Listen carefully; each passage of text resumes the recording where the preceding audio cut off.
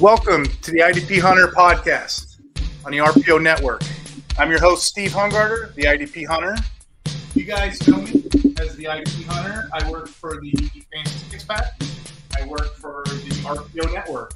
I'm also an ECR ranker. Currently on ECR for Fantasy Pros, I didn't check, give me 1 sec. I'm the number 3 ranker still on Fantasy Pros for IDP. We got a good show for you tonight. We're going to talk offense. We're going to talk defense. My friend Rich is here. What's going on, Rich? How are you?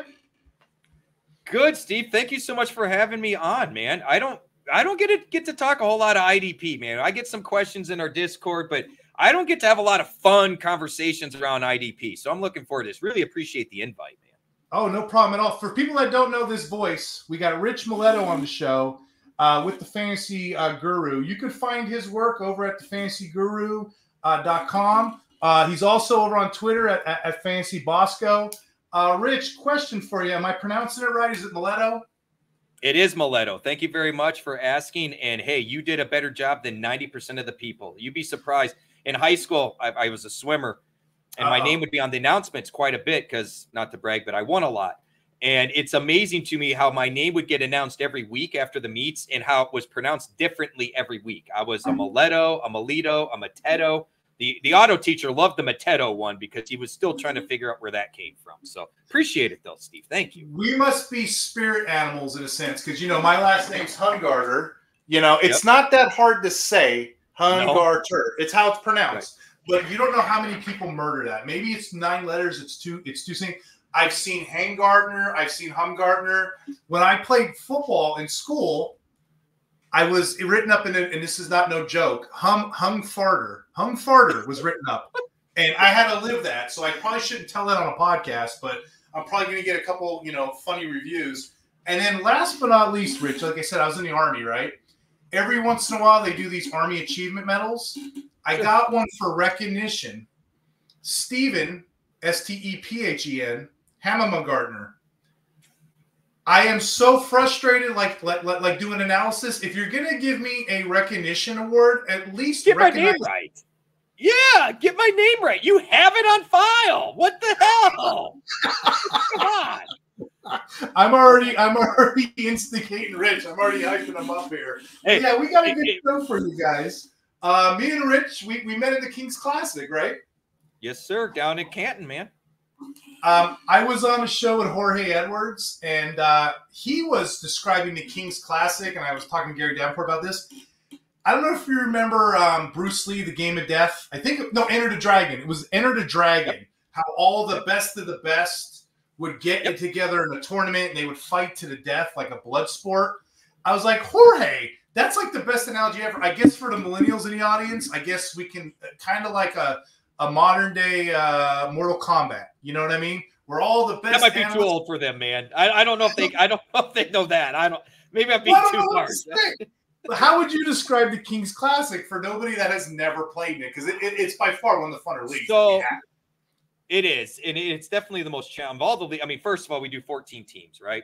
So for people that aren't used to doing 14 teamers, look, it's not for the faint of heart. I'll tell you right now, you will not leave. You leave 10-team drafts, 12-team drafts. Oh, I love my team. You leave a 14-team draft if you're going, oh, I love my team. You were not drafted with the right people, or you're lying to yourself.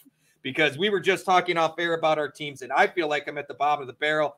Steve's reassuring me based on scoring and everything else. I'm not. I look at my roster, and I just want to gag, So, you get these bigger leagues. I think you described it fairly well. It is who's who, right? I mean, it's a big honor for me that I got the invite. I kind of lucked into it, I feel like. Right place, right time. But, look, the top 3 IDP rankers are all in that league, right? And this is the only IDP Kings Classic league. So let's not pretend this isn't the best of the best, right? I think of the movie Best of the Best, which I know I'm dating myself with that because I guarantee you almost nobody with that movie. Fun fact, you are my new best friend. I just binge watched the Best of the Best Part 1 and 2. Oh, Cowboy! Eric Roberts. Cowboy! We're a bunch of old dudes talking on the podcast, guys. Those on YouTube, welcome in. And Spotify, welcome in. But yeah, I got Rich Maletto on from the Fantasy Guru, and I promise you, at some point, we will talk fantasy to you. Yeah, absolutely. But so it is. It's best of the best. It's an invite only. It's a big pride thing. And honestly, I feel honored to be named. I mean, look, we're in the room right next door to the Jeff Manses and the Howard Benders and the John Hansons and the guys that Bob Harris and Jet Ratcliffe, the guys that have kind of the base of the industry right now. And so, to be kind of involved with all those guys, it's a big honor in my opinion. And hat tip to Gary, right? I mean, Gary Davenport, IDP Sharks has been on the IDP thing. That is his thing. And look, he got Bob Lung to fire this up, and it's not an easy thing to get, especially with the format. Gary took care of the format. So, shout out to Gary Davenport. And look, it may be the most challenging league, Steve, but I got to tell you, sitting in that room with everybody there, it was fun. It was, I don't want to say intimidating because nobody was like rude or mean, but it was kind of cool being around some of these people where you see them in the rankings and how they're ranking players, and we're all talking and hamming it up, and we're all having a good time, and we're all just talking football. And I can't think of a better group of guys. That Kings Classic IDP group is bar none the best, man. Life's always a learning lesson. We're always an extension of one another. Me and Gary were on Twitter late at night. We're night owls. And we always seem to get tagged in the same, like, who would you rather kind of questions. So we're always on there talking. And I told him the same thing you just said. I'm like, thank you for letting me be a part of this because, again, you have to go to Canton to be a part of the Kings Classic. You have to sit in a room and draft. I can't tell you the last time I live draft. And full confession, Rich, it was a 3-hour draft, right? I think it was like 3 hours and 10 minutes. It's actually 4. At 2.5, I had to go to the bathroom. I could have went to the bathroom. I didn't want to give anybody an edge. I held it. My prostate's going to pay the price one day, but I just didn't want to leave the room and miss any of the action. You know what I mean? So it's just one of those drafts. You have Jorge Edwards in there, Fancy Frames. You got Rich Maletto in there. You got IDP Iggy. You got John Norton, who's been doing it since the 90s. Gary Davenport, he runs the show. Master IDP. I'm trying to go around.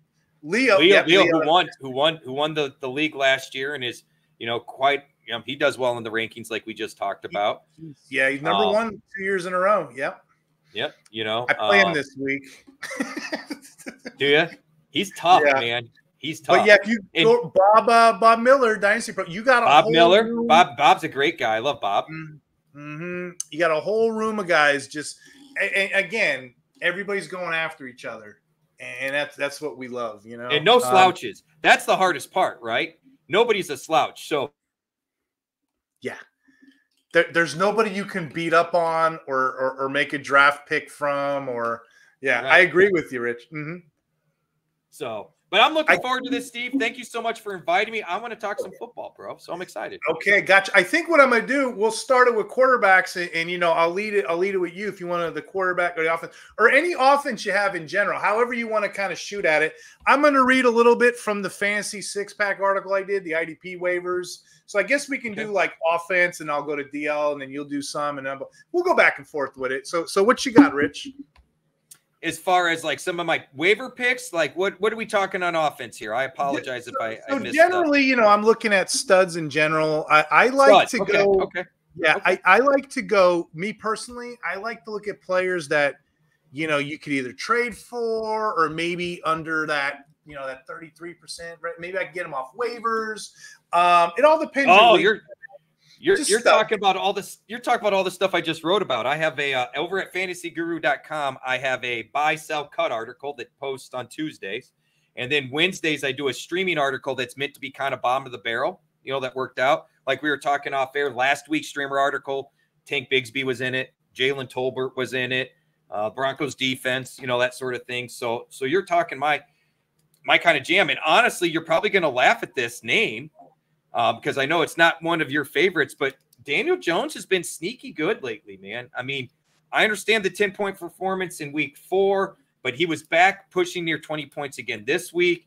He's not going anywhere. His demise, I think, was way overstated. So while I wouldn't call him a stud, I think being 11.5% owned per Fantasy Pros is way too low of an ownership considering the play. I mean, people are holding on to the Bo Nixes of the world, Jacoby Brissett's and things like that. I just see no need.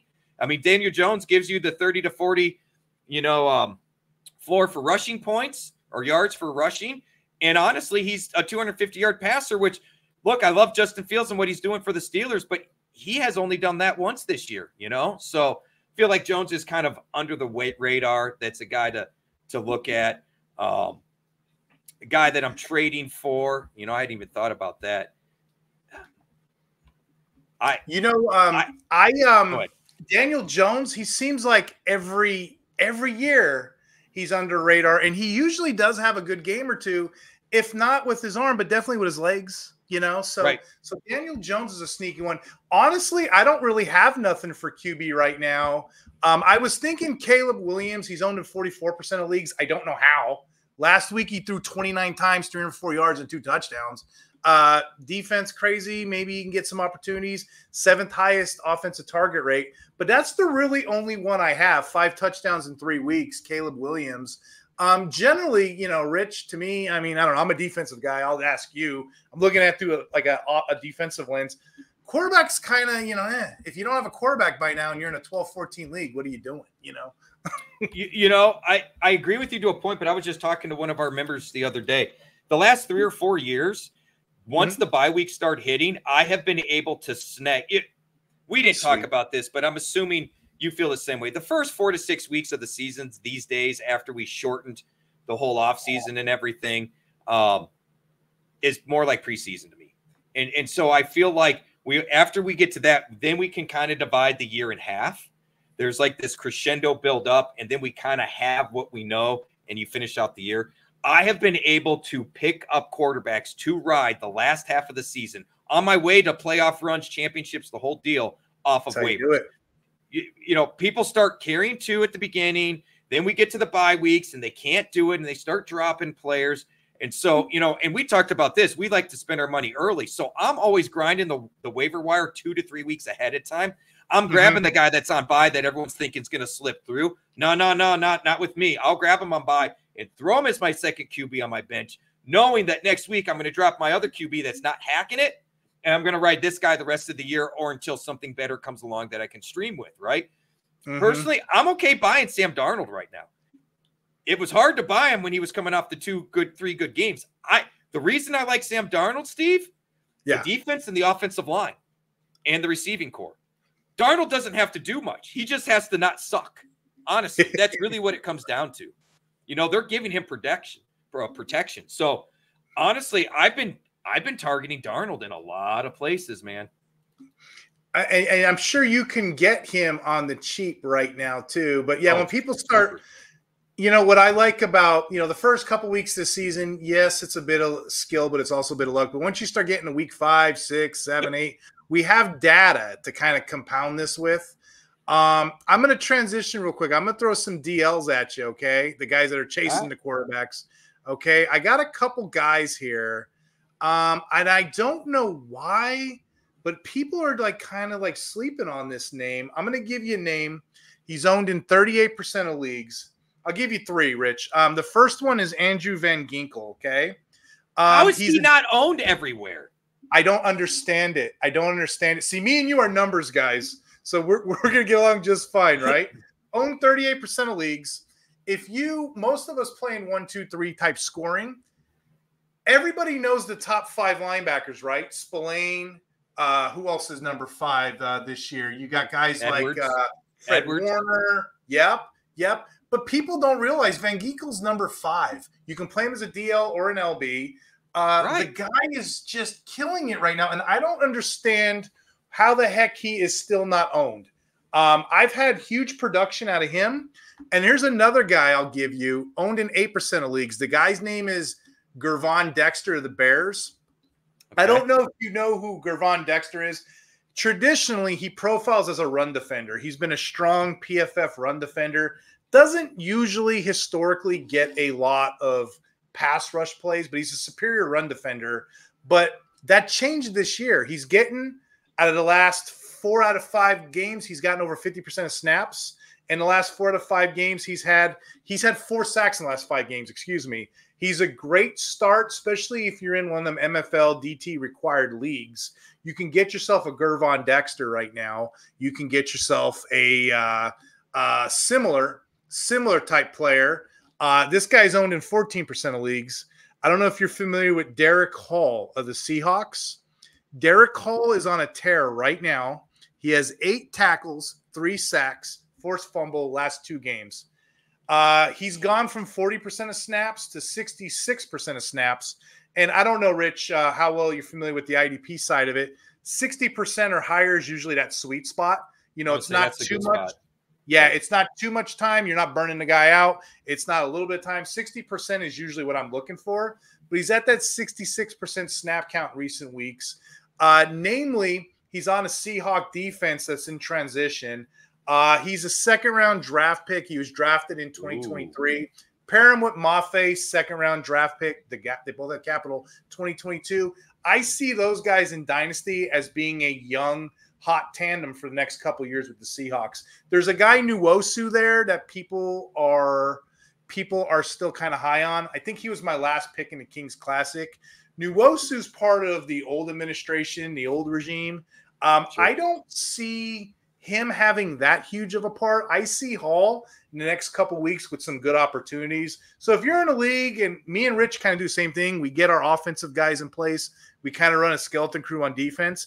You can probably pick up a Derek Hall, kind of put him in your taxi stash right now, and play him when you see the potential. But right now, he is humming. He is moving forward. But those are my DLs. Any thoughts, Rich? One on Van Ginkel. I'm shocked by that because if you watch the Dolphins at all last year, Van Ginkel was making a name. In fact, I got him in a bunch of leagues because of how well he was playing, and he had a role. Mm-hmm. He had a role because of injuries in front of him.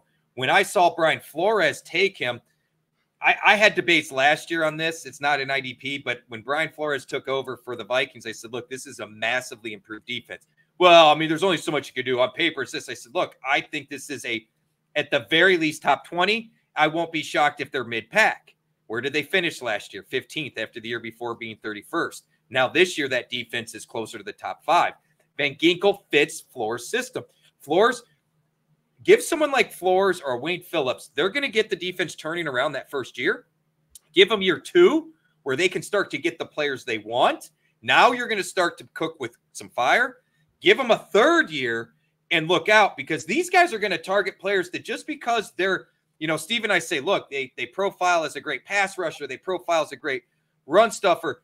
Flores and Phillips and Dick LeBeau going back a long time. Ray Rhodes did this as well. They know what they need out of players, and they get them. And once you have them there for a couple of years, they get a defense that plays fast and well. And Van Ginkel's perfect. So I don't know how he's not owned. I tell you what, I wrote down Dexter and Hall's names. I wrote them down because what you're preaching to me is exactly what I want to look for. And as I told you off air, I've been kind of overwhelmed. So I've been slacking on some of my own personal leagues. I've got a couple of deep dynasty leagues like Kings Classic where we start 11 on defense. I'm going to go hunting. I don't know if those guys are out there, but I hope I can go hunting before other people hear the podcast because I'm going hunting for them. People are afraid of DTs that are 3 tech, 5 tech. I like 3 technique. Me too.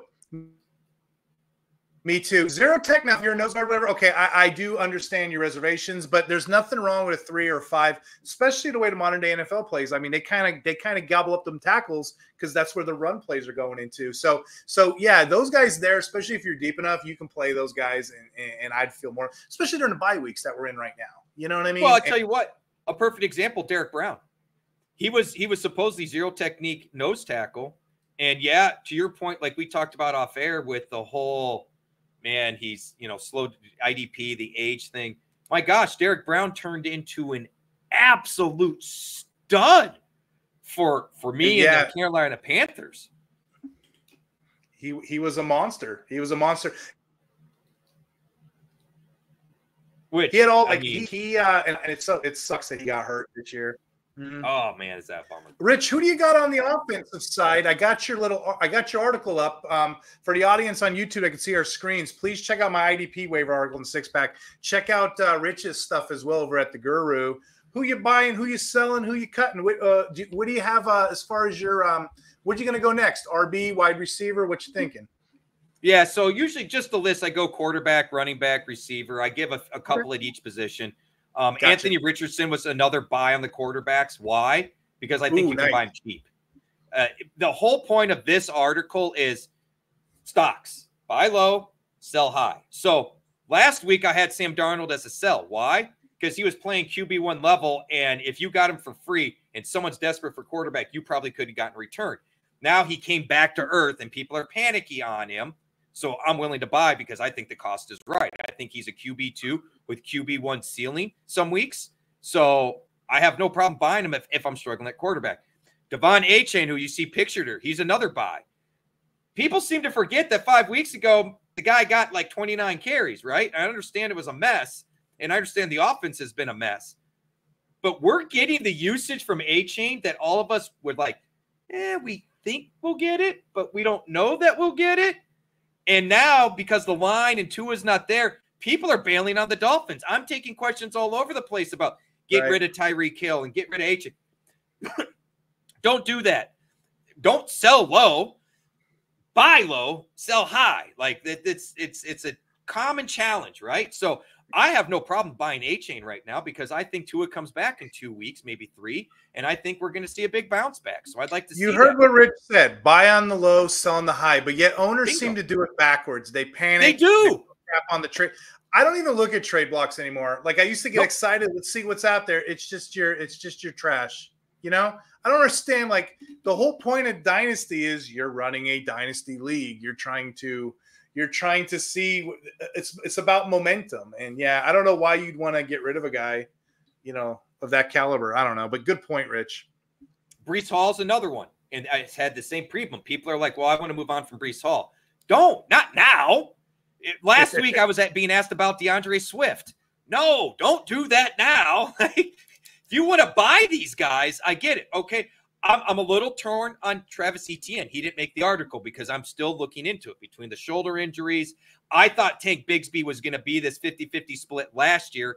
Obviously, that bit me, Now, again, as we talked off air, I've got to be more patient, Steve, because I'm about a year ahead to 6 months ahead on some of this stuff, and I've got to watch it, right? But I'm all about buying on the low side. I don't want to. The selling part is where it's most difficult. And I think the reason people have a tough time with this concept, Steve, is nobody wants to sell high. The guy's performing for me. I don't want to sell him now. Well, that's your opportunity to sell. Is DeAndre Swift going to continue to get 20 points a week? I don't think so, Steve. I think Roschon Johnson's going to get some work coming up here. I think this is a great time to sell DeAndre Swift. I don't think you'll get a better return on investment because people are like, oh, the first 3 weeks, that was a mirage. We're good. I'll gladly take them. But to your point, everybody does it backwards, Steve. And it's unfortunate because I'm not a big trader anyway. I prefer to grind. The reason I don't like to trade, I respect you, Steve. We may not agree how to see Achane, right? Now I have to convince you, somebody that I like and follow their stuff and agree with their takes, I've got to convince you to see it my way. Man, that's an awful lot of work and time. I'm a trader, but I don't like to leave any meat on the bone. So if I think this player has a little juice left, I'll give him to you, or vice versa. But see, I believe, and I'm showing my age here. Dale Carnegie wrote a book, How to Make Friends and Influence Carnegie. People. Right. I can do a mutual trade with you. So if you have a guy on your bench, Achane, and I have a guy on my bench, hey, let's make a move together. Let's coexist. Your team can get good. My team can get good. We can raise all ships. It just seems like lately, dynasty owners, they just want to try to grease you. And they get there's some guy, some 350-pound guy in his living room eating potato chips. He's on the internet, Rich, and he's trying to see if he can get one of us. That's not what trading is. You know what I mean? Trading is about building that team like I guess in NASCAR, to your point, right? You're building your sports car. You're building your car to the best of the possible level. And I get excited if I trade with you and you get over, you get good. That's what it's supposed to be. You get good, I get good. I'm a big. Why is that, Steve? Dale Carnegie's a sales guy, so obviously, as a sales guy, as a profession, I've read Carnegie. I've been to some of the classes and whatnot. I've posted this in our Discord. One, don't ask me who won a trade because you're trading for the wrong week. I hate that. I will not answer that question. I will not answer that question. You tell me what your team is and tell me who you got, and I'll tell you if you made your team better. I'm fine with that. But if your goal is to win the trade, I want no part of that deal. I want to start seeing questions where it's a win-win. As I go into a customer, I am not looking to grease them or fleece them. I am looking to make a profit by helping them. I want to fix a need or offer a solution to a challenge. So I'm with you. If you're deep at receiver and I'm deep at running back, why are we not having a discussion?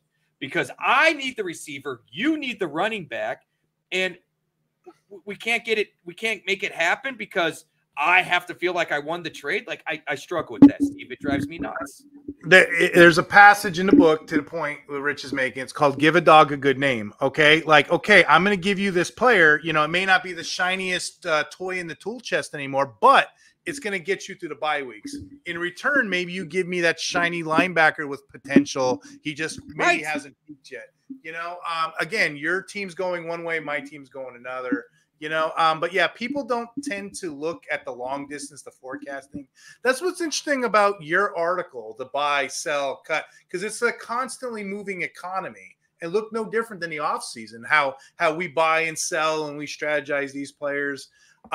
Big fan of yours, Rich. I can say most of your articles that I've read, not most, all of your articles you read, I don't think you've had a bust this year. You don't have any regrets on any players, do you? You know what? It's interesting. Last year, I did. Last year, there was a couple that really irked me. Knock on wood. I have been pleasantly surprised. Like I told you, I've almost forgotten about my leagues. And so I'm expecting to go in there and check scores and records and be like, I'm getting blown out of the water. And instead I'm going in there and I'm like, wow, week 1, I went 12-3. Don't usually do that. Usually I start slow. And I'm like, well, week 2 will be a downer. Week 2 came and went. All right. I went 11-4. So in all fairness, this week I haven't had a whole lot of major busts. I've been lower on guys after I moved them that I kind of regretted, you know, like the Jaden Daniels example. I had him as number 1 coming out. And then after the draft and kind of monkeying around, I moved him to 3. I will say, I tell you what, I will give you 2 names I was really off on that I regret. I had Caleb Williams kind of as a bust. I don't believe that anymore. I think Caleb is going to be fine. I'm actually impressed with his progression, his maturity. So shame on me for that one. Egg on the face. I know everybody was on Caleb Williams. That was one guy that I was kind of off on. So I'll eat crow on that. And honestly, A-Chain, after what we saw the first 2 weeks, I really expected more of a 50-50 split. Now, I maintain the Dolphins won A-Chain right split. That's really what they want. But as you and I talked about, some of the, especially on the defense side, we're seeing rookies take longer to develop. We're seeing that with running backs. 5 years, 10 years ago, Steve, you and I would draft rookie running backs in the 10th, 11th, 12th round, knowing that 1 or 2 of those running backs that we drafted were going to be major factors within the first month of the season. Now, when we draft those same backs with the same potential, we have to understand we may not see them until midseason. And then you look at the team's disregard of the linebackers and the running backs, like they just kind of throw those guys out to the wind. They're underwear. They're used underwear, man. That's what they are. It's a shame. I don't know another way to put it, right? Because it's, yep, you worked for now. I don't need you, so I'm just going to throw you away type of thing, right? Yeah. But, you know, the reason I bring that up about bust, right? I kind of live here. You know, I kind of live in the off season. I can honestly say when we went into the Kings Classic, I was already going 120 miles an hour because I kind of knew where the players profiled or where they kind of hit for IDP, right? I have one regret. I have one, maybe 1 or 2, but I definitely had one bust that I thought was going to do well. Ironically enough, Rich, I'm about to read the linebackers to you. I'm going to give you 3 linebackers. This is my redemption. He's in here. My bust is in here. So I'm going to make a rebuttal to you in a second here, okay? I'm going to read off my other article.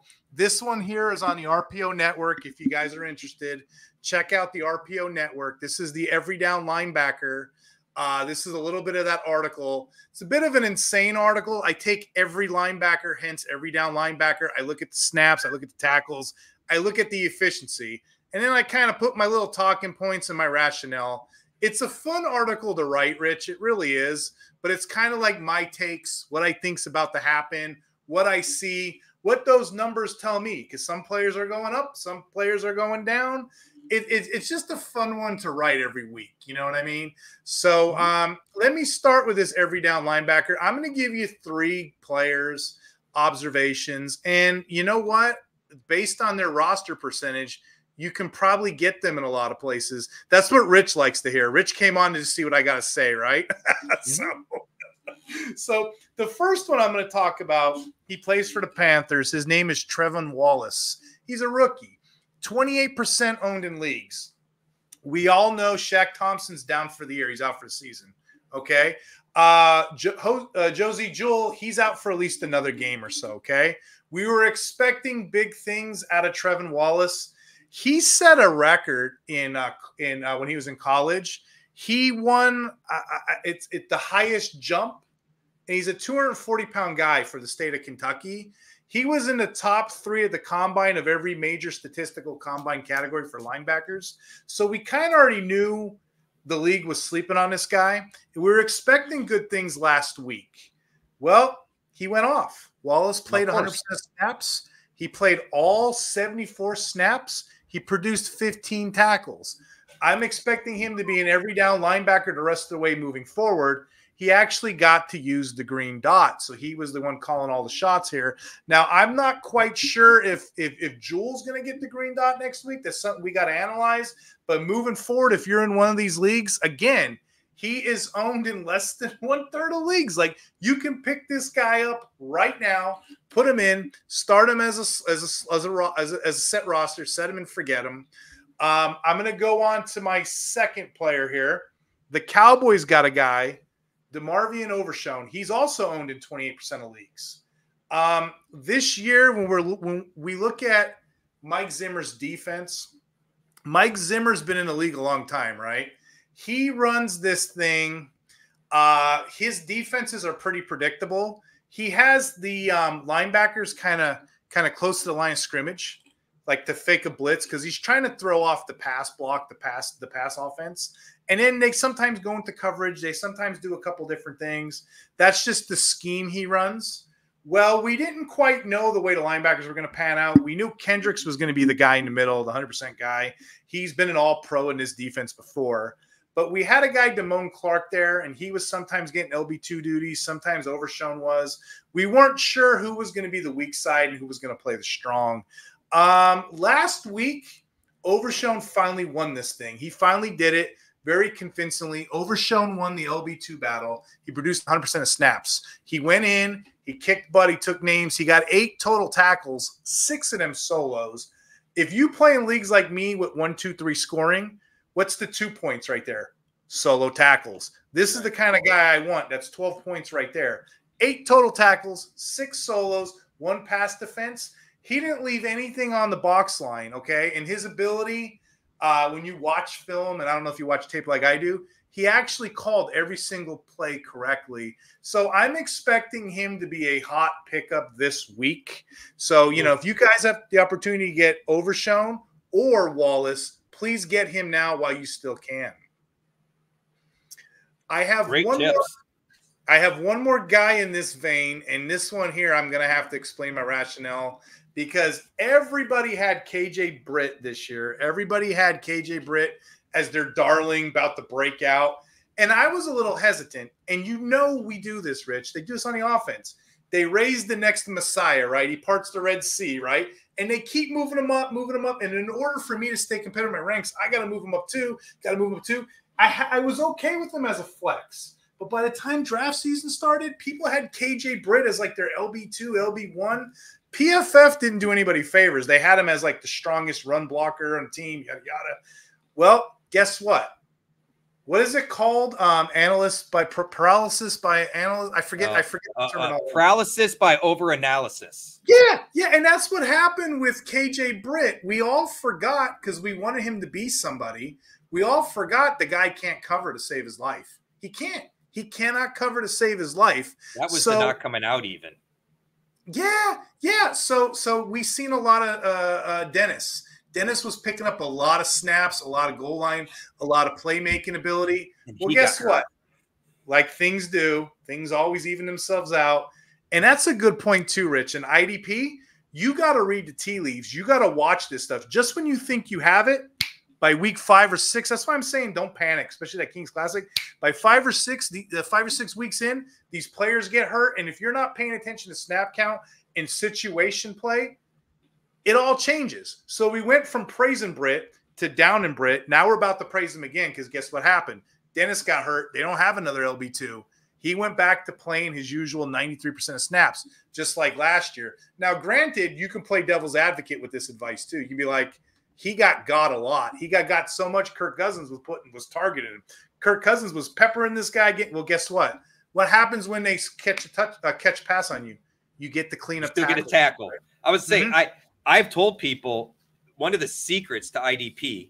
There's a couple. One, don't go overpaying for cornerbacks. You will find cornerbacks on the waiver wire a dime a dozen because it's largely matchups. It's largely who they're playing. And honestly, you want the crappy ones. Everyone thinks, I want Sertan. I want Sauce. No, you don't. No, you don't. You want the guy like KJ Britt that is constantly targeted because he can't guard anybody. And you know what happens. They throw the ball to whoever he's guarding 12 times in a game. And to your point, he's going to either get deflections, tackles, or some sort of action. I have Murphy. I think it's Murphy from the Buccaneers last year was another one that I targeted. Or St. Juice. Maybe it was St. Juice. It was one of them where he was constantly getting target. You heard his name all the time on the games. And, he's getting targets. He's not a good defender. But I tell you what, for IDP purposes, Rocco. Sorry.